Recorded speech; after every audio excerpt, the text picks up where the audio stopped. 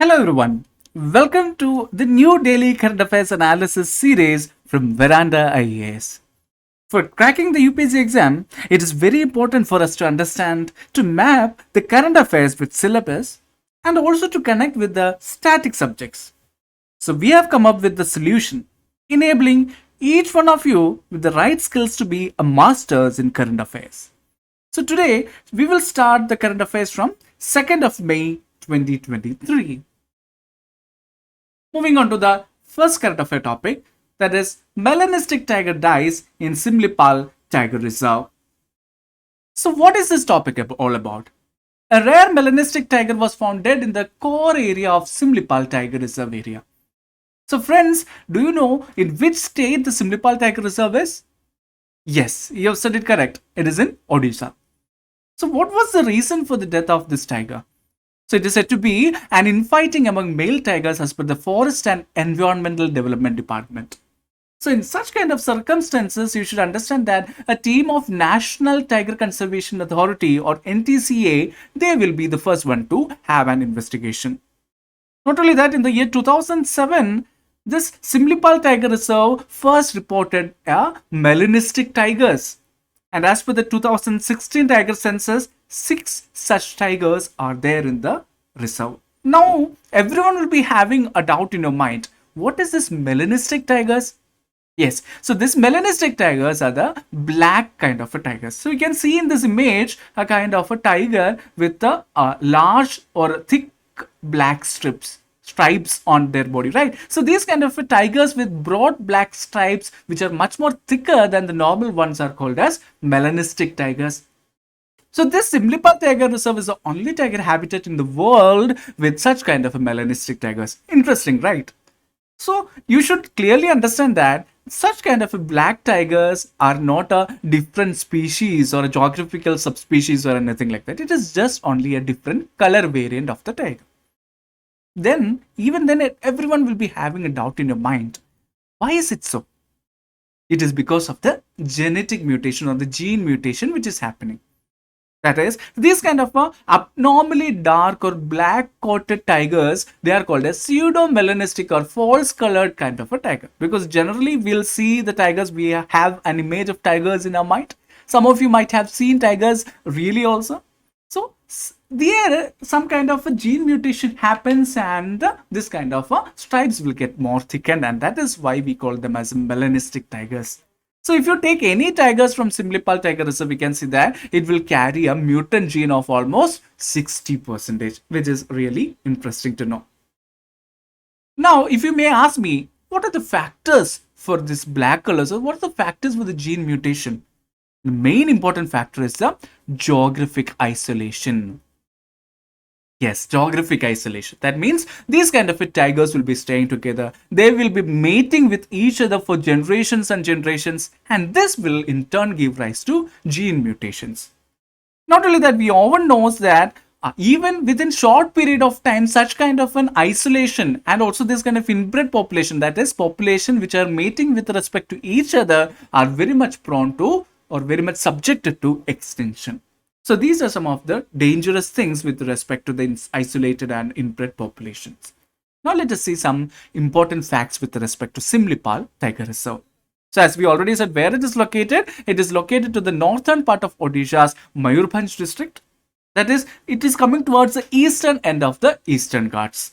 So what are the kind of different wildlife animals that we can find there? We can find tigers, elephants, almost 304 species birds, 20 species of amphibians and 62 species of reptiles. So with respect to population inside the tiger reserve, we can see two types of tribes, that is Erenga tribes and Mankirdias tribes. So here also you can see some kind of buffer zone and core zone that kind is defined here, right? So the pink color area, we can see that it is core zone, and the rest of the area that is around it, it is called as buffer zone.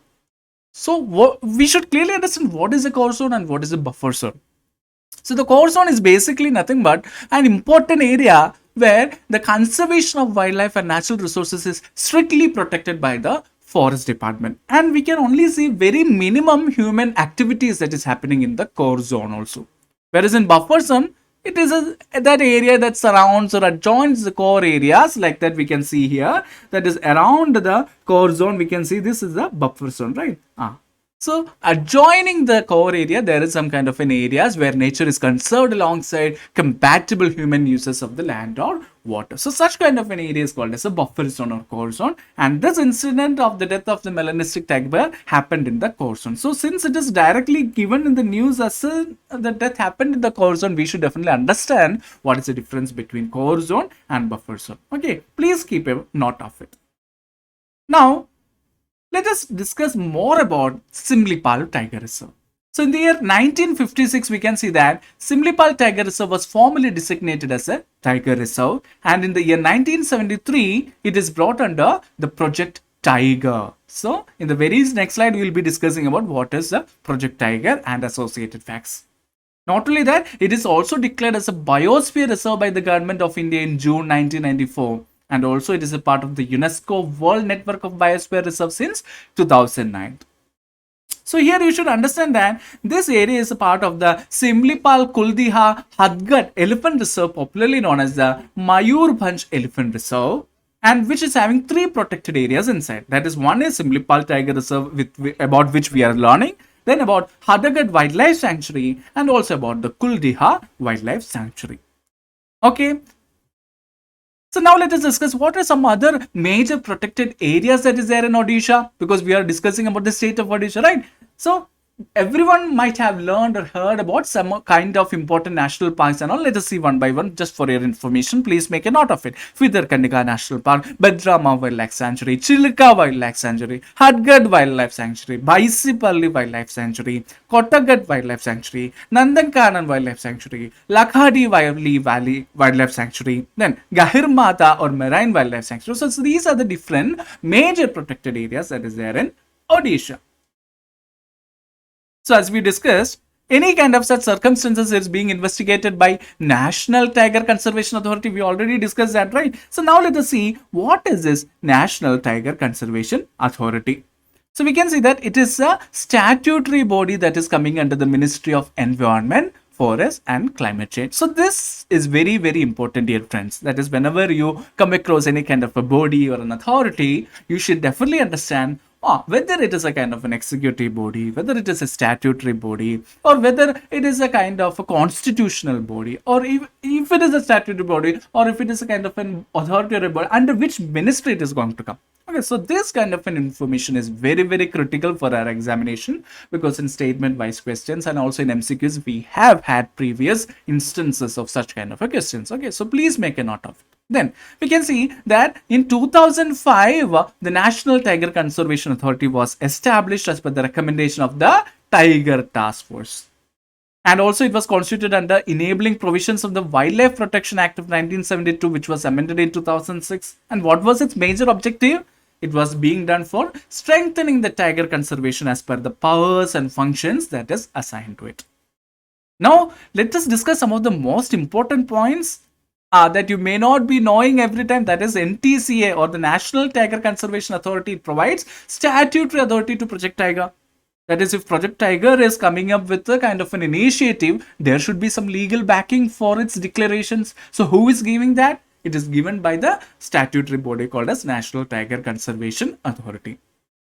Not only that, you might be, or we might be always hearing in the news, or a preconception is there in our mind that National Tiger Conservation Authority is only having the duty of conserving the tiger. No, it's not like that.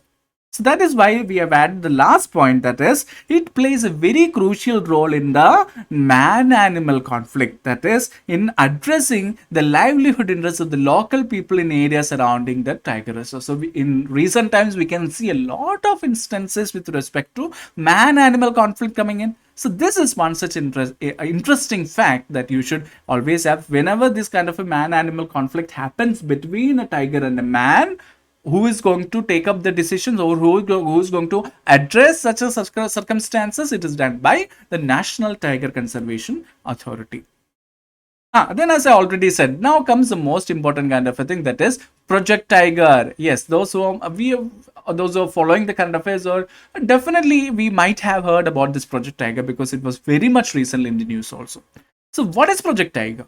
It is an ongoing, centrally sponsored scheme of the Ministry of Environment, Forest and Climate Change.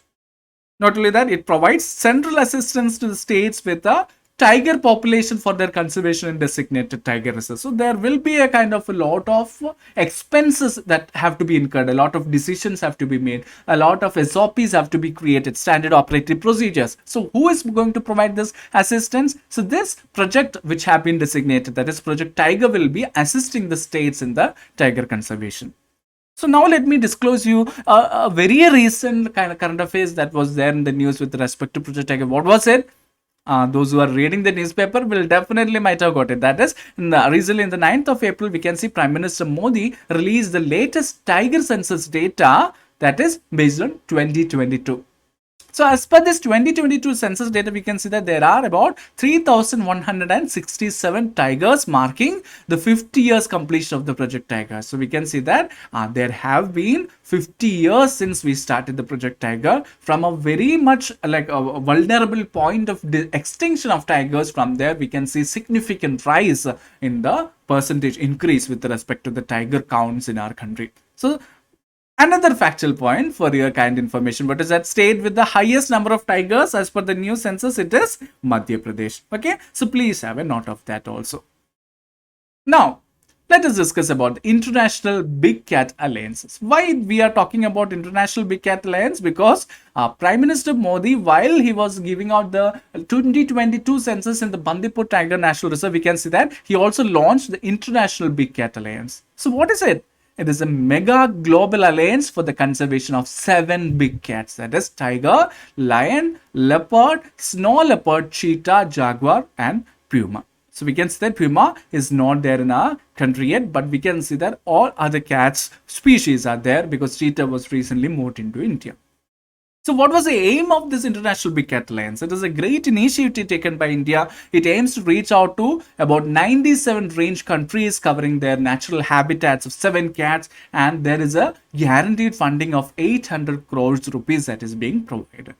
So what is the main aim? Its main aim is to strengthen the global cooperation. Yes, these are very, very important key terms that you have to use while going for main census writing. Global cooperation. And also such kind of an efforts to conserve the wild denizens, especially the big cats. So just like an international solar alliance, just like Make in India, we are coming up or putting forward a great initiative in front of the world as a under the initiative for Honorable Prime Minister Modi, that is to strengthen the global cooperation in conservation of our big cats, that is the International Big Cat Alliance of the IPCA.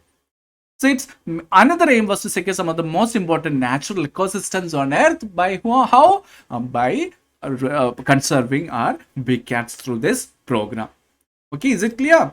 Shall we proceed further? Yes, I hope. Let us proceed further. Okay. What are the way forward? So we have seen what like there is an infight. Okay, that was the news that is currently there. That is an infight or a fight between the tigers have already happened. So what could be the reason? About primary examination, we can see that when the count of the tigers are going to increase, definitely we are having or we are seeing a significant increase in the number of tigers. When the count of the tigers are going to increase, what should be increased?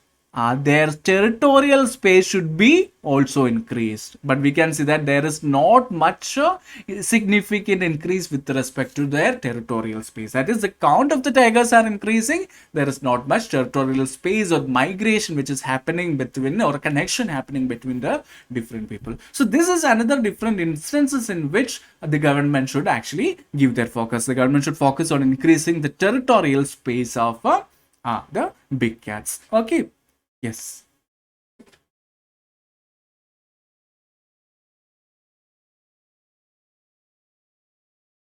Moving on to the next important topic, that is inaugural ASEAN India maritime exercise in South China Sea from today. Okay, so we can see that it is a very important step to expand the India ASEAN military cooperation. And here in the current today's news, we can see that Indian Navy as well as the ASEAN countries' navies, they will be worked together closely, and also different kind of war games will be conducted in the South China Sea, which is very strategic with respect to our world diplomacy, and also a seamless operations with respect to maritime domain is being conducted. And also we can see two ships in INS Delhi and INS Satpura arrived at Singapore from India, and they are a part of our Indian Navy's Eastern Fleet based at Vishakhapatnam. So this INS Delhi is India's first indigenously built guided missile destroyer, as the name indicates, and INS Satpura is an indigenously built guided missile stealth frigate which will protect the complete fleet from coming into the into the display of radar. Okay, so this exercise is being done in two phases: exercise harbor phase and sea phase. So this harbor phase and sea phase has to be held in the South China Sea also. Okay, now let us come into the most important part, that is studying about the international organization which came in the news, and here it is ASEAN. So what is this ASEAN? ASEAN is Association of the Southeast Asian Nations. So what is it? It is a regional groupings that promote economic, political and security cooperation. What kind of regional grouping? Definitely the countries belonging to the Southeast Asian nations. Why Southeast Asian nation is having that much significance? Mainly because of the trade route, their strategic geographical location, then diplomacy, then security reason. We'll see one by one in our next slide. Okay. So, this ASEAN was established in August 1967 in Bangkok as per the Bangkok Declaration in Thailand, with the signing of the ASEAN Declaration, which is also called as the Bangkok Declaration. So, initially, the founding fathers of this international organization were only Indonesia, Malaysia, Philippines, Singapore and Thailand. So what about the chairman? Where is the secretariat of ASEAN, or who is the chairman of this ASEAN? So the chairmanship rotates annually based on the alphabetical order of the English names of the member states. So there is no particular secretariat established in one particular country. It will move on as per the alphabetical order of the member states. So the total population of this total ASEAN countries, there are 10 ASEAN countries, and the total population of these countries is 650 million people. So you can imagine what would be the kind of a potential of such kind of a grouping, right? And it has a combined GDP of about 2.8 trillion US dollars. Amazing, right? So this is going to have a crucial influence with respect to our Indian GDP also. So let us see who are the members of this ASEAN. Who are the 10 members? We have 10 Southeast Asian states. Which are they? We have Brunei, Cambodia, Indonesia, Laos, Malaysia, Myanmar, Philippines, Singapore, Thailand and Vietnam. Okay, please have a note of these 10 countries, and you can see that all these countries which are marked in green, so this is coming under the Southeast Asian states. Now let us focus on ASEAN-India relations. So, is India a member of ASEAN grouping? No, India is not a member of ASEAN grouping, but India holds a very significant and strategic, crucial relationship with the ASEAN countries. Let us see how. So it is, as we already discussed, it is one of the most influential groupings in Southeast Asia with respect to GDP and population. We have seen the potential.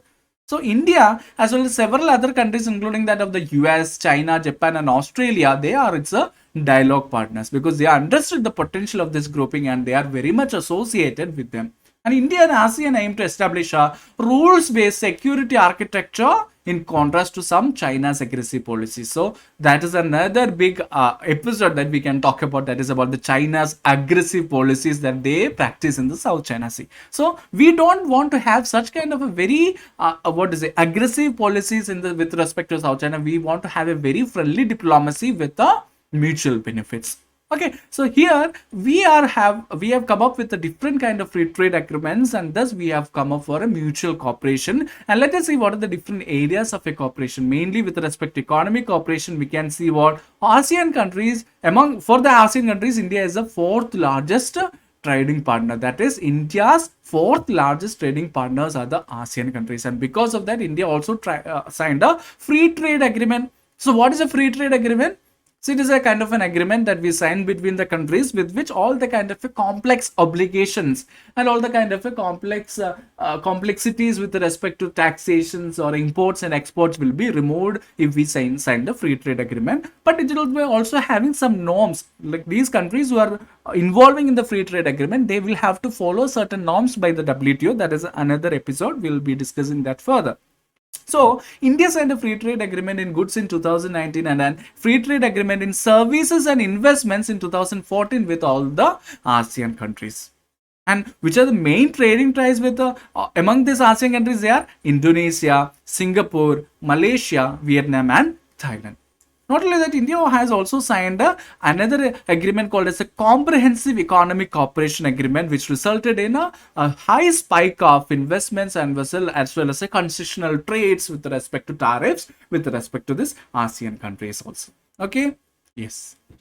Then let us discuss about the political cooperation. So we can see that we have established a center called as ASEAN India Center, so that we'll be doing a policy research there. We'll be having some advocacies with respect to policies and also networking activities that is being happening here with respect to different ASEAN countries. For example, exchange of diplomats, exchange of parliamentarians for understanding and studying the different development models that we establish in each of the countries. Then what? Financial assistance. Definitely, we'll be having different financial assistance given to different countries, right? Through various mechanisms like ASEAN India Cooperation Fund, ASEAN India S&T, Science and Technological Development Fund, ASEAN India Green Fund. So through all these kind of a financial assistance, we are empowering research and development, scientific temper, and also the overall holistic growth of all the countries, resulting in a mutual win-win situation. Then what? Connectivity. Yes, if you discuss the Kaladan multi-modal project, it is a very important project. Then India, Myanmar, Thailand trilateral highway. So such a kind of connectivity is going to have a significant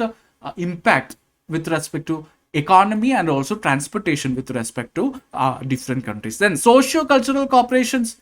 That means to boost people-to-people interaction, inviting ASEAN students to India special training course for diplomats, etc.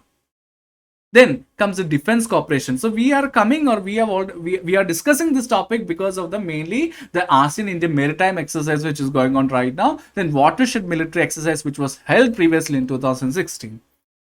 Another important point here we have to learn with respect to ASEAN is ASEAN plus 6. That means an extended version of the international grouping wherein China, South Korea, New Zealand, Japan, Australia, and India are going to be the partners with that.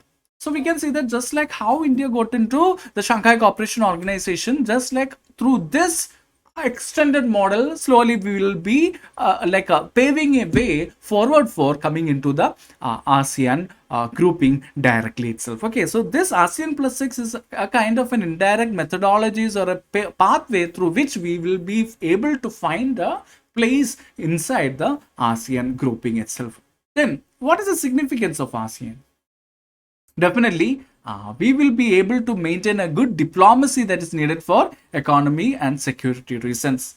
So definitely, if you are following international relations, you will definitely able to understand that diplomacy is a key for having a good economic relation as well as for maintaining the security, especially when we are surrounded with different people, with different countries who are very much strategic or crucial with respect to maintaining peace within our country. Then connectivity improves the Indian presence in the region. Yes, different multimodal transport projects that we are going to come up with. Then it ensures economic growth of northeastern states.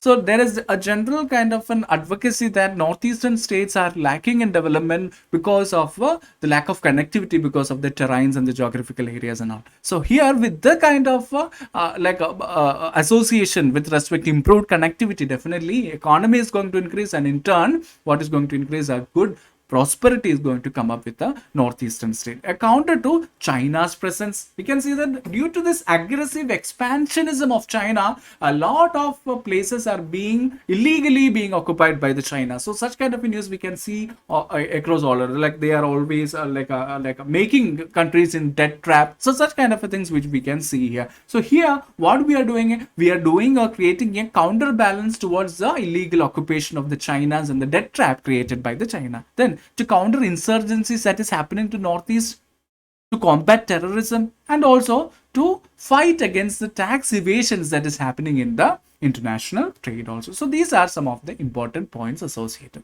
Now let us understand the next important topic, that is India leads in laundering Russian oil and selling to Europe. So this was a report that was being seen in the news. So India's high import of crude oil from Russia in 2022 or to 2023, it have really helped us to boost our exports of diesel and jet fuel to Europe. And that is why we are being called as laundromat, that is a laundering diplomat. Okay, that means for a very cheap price, for a very discounted price, we are buying crude oil from Russia and we are selling it to Europe. Why Europe can't buy directly from Russia? Yes, please have a guess on that. Yes, because of the Russia-Ukraine war. So because of the Russia-Ukraine war, we can see that many different countries like that of US, UK, Canada, Australia, as well as Europe, they have shunned all the kind of imports from Russia. That means the complete West have turned against the Russia, but India is maintaining a very good diplomatic relationship with the Russia as well as the Europe. That is with West as well as the Russia. So we can see that they need, or the West countries, especially the Europe, needs oil, but they, since because of this war, they cannot go directly. They have completely shunned the any kind of operation with Russia. So who is using this opportunity? India is using this opportunity. So we can see that such kind of laundering. What is laundering? Yeah, a disguising of the origin of one particular subject or item of business, we can call it as a laundering. So we are taking the discounted price. That means what happened when Europe shunned the operation, the demand for the oil declined. When the demand for the oil declined, what happened? The price of the Russian oil declined. So what happened to the India? India started to increase its imports from the Russian oil, and we started to refine it, and Indian refineries started to sell it to Europe. That means our exports started to double. So we can see that India imported a 33 times more thing from Russia than a year earlier, and at a very much discounted rate. And such kind of cheap Russian crude oil is increasing our profits and outputs, and we are capturing a very bigger market share in European oil economy. So we can see that yes, because of the sanctions advocated by the European countries against Russia, we are making use of the opportunities. We are sourcing very oil from Russia in a very discounted prices, and we are reselling it to the Europe after refining and our refineries, and we are making good profits and also outputs from the same thing. So that is why a Finland-based company have called 5 countries as a laundromat. That is a laundry diplomat. That laundry plus diplomat, they have combined the term called as laundromat. Okay, so we can see that is why here also this news have come into news with respect to international relations. So just important with respect to slowly you should be able to understand how this politics do play in the international relation. That is why we have picked up this news. Okay, so I hope it is not we don't want to burden you guys with a lot of information or current affairs. Slowly we will take one topic and we will try to expand, or we'll try to give a lot of information, or we'll learn. And just by understanding or evaluating our pattern, you will be learning how you should go and connect with one particular static subject and a current affairs. And that is how you should learn and prepare and understand each current affair topic also. Okay, now moving on to the question of the day. Moving on to the first question. With regard to Project Tiger, which one of the following statement is not correct? Okay, not correct.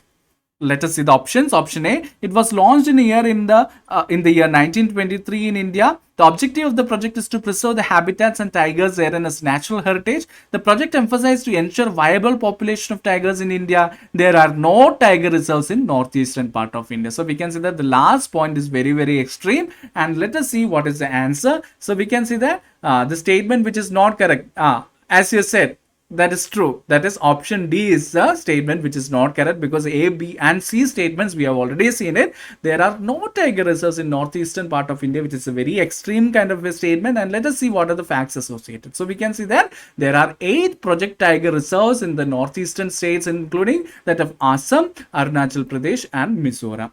Okay, so here you can see that of the 8 Project Tiger reserves, Assam has 4 reserves, that is Manas National Park, Orang National Park, Kaziranga National Park, and also this Pakke National Park is mainly a majority of that it is in Arunachal Pradesh, but it is being sharing with Assam with respect to the Nameri National Park also. Okay, then we have the Arunachal Pradesh has three tiger reserves, that is Kamblang Tiger Reserve, Namdaba Tiger Reserve, Pakke Tiger Reserve, as we already discussed. Mizoram has a Dampa Tiger Reserve. So you should understand that in the northeast there are 8 tiger reserves also.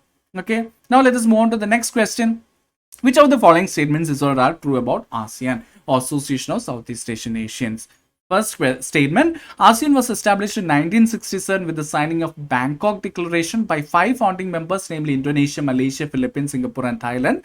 ASEAN aims to accelerate economic growth, social progress and cultural development in the region and to promote regional peace and stability. ASEAN has 10 member states including Brunei, Cambodia, Laos, Myanmar and Vietnam. In addition to the 5 founding members, ASEAN has a common currency which is used by all members for trade and transactions. So what would be the like statements which are going to be not true of ASEAN countries? Okay, so there is a slight changes which you have to make.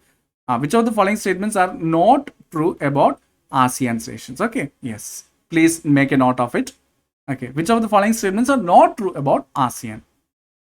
Yes, you have said it correct. That is, the last statement was a which is last statement was a bit of we can see that it was a little bit extreme, in which we what is being said, a common currency for all the ASEAN 10 countries. So we can see that ASEAN does not have a common currency or anything. 10 countries do not have any common currency. It is used by all member states for trade and transaction. In fact, each of the member states continue to use their own respective kind of a national currencies, and we can see like just like European Union, they are also trying to establish, but it has not been successful yet. Okay, so the true answers are A, B and C, and which is one is the not true one? Like which of the following statement is not true? That is the fourth statement is not true. That is, till now there is no common currency that have been made up. Okay, so with that we have come to the conclusion of today's current affair topic, and I hope it is clear to you and it is much more in-depth detail and all. Okay, so I understand that we will try to cover more topics in the coming days, and please give your feedbacks and your suggestions.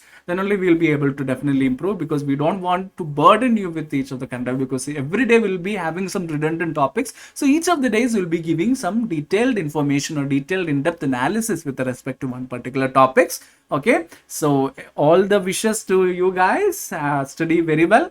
Unless and until we meet next time, this is Prince J signing off from Veranda IAS. Thank you.